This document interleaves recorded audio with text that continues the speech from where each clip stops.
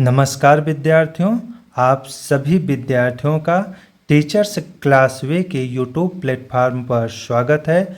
और आज मैं आप लोगों के साथ कक्षा 9 के गणित के पहले चैप्टर संख्या पद्धति के भूमिका पृष्ठ पर चर्चा करूंगा।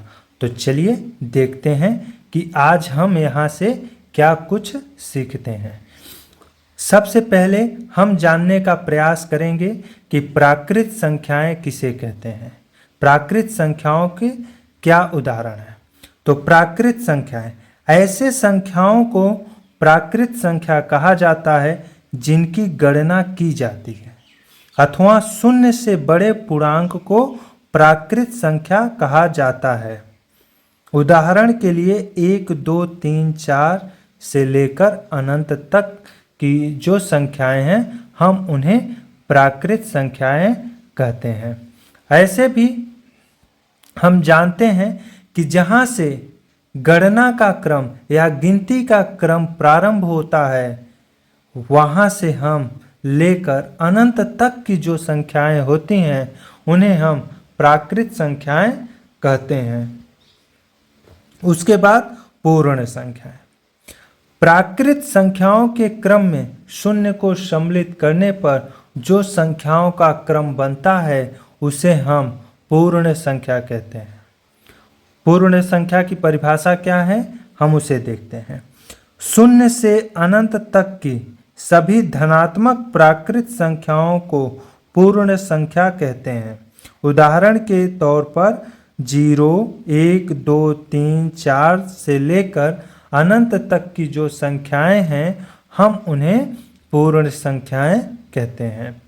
अर्थात प्राकृत संख्याओं के क्रम में 0 को सम्मिलित करने पर जो संख्याओं का क्रम बनता है उसे हम पूर्ण संख्या कहते हैं। अब हम परिमेय संख्याओं के बारे में जानने का प्रयास करेंगे। परिमेय संख्याएं कौन सी संख्याएं हैं, परिमेय संख्या किसे कहते हैं, इसके क्या उदाहरण हैं। तो परिमेय संख्याएं वे संख्याएं होती हैं जिन्हें हम P/Q के रूप में लिख सकते हैं और जहां Q का मान शून्य ना हो। उदाहरण के तौर पर 0, 1/2, 3/4, 5/2 से लेकर अनंत तक की इसी प्रकार की जो संख्याएं हैं अर्थात जो भिन्न संख्याएं हैं हम उन्हें परिमेय संख्याएं कहते हैं। ध्यान दीजिएगा कि P और Q पूर्णांक हैं परंतु Q का मान शून्य ना हो तो ऐसी संख्याओं को हम परिमेय संख्याएं कहते हैं।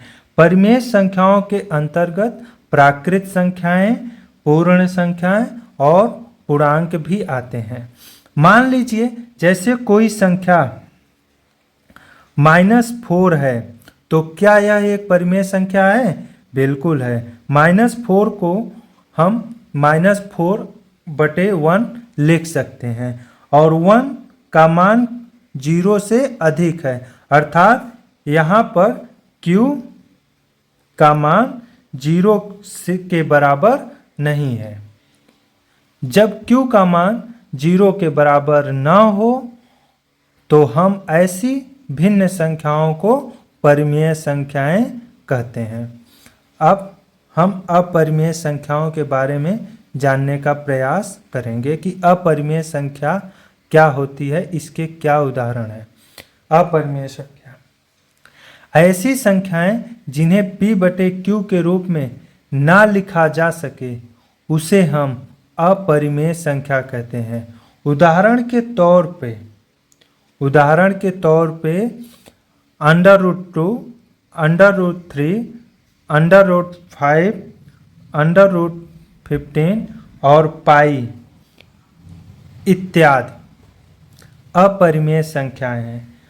जैसे √4 यह अपरिमेय संख्या नहीं है। √4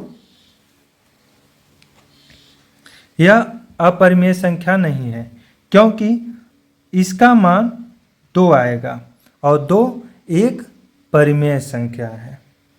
इसी तरह से √7 अपरिमेय संख्या है।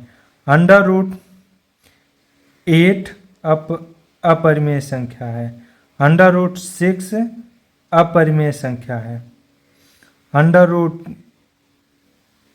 12 अपरिमेय संख्या है।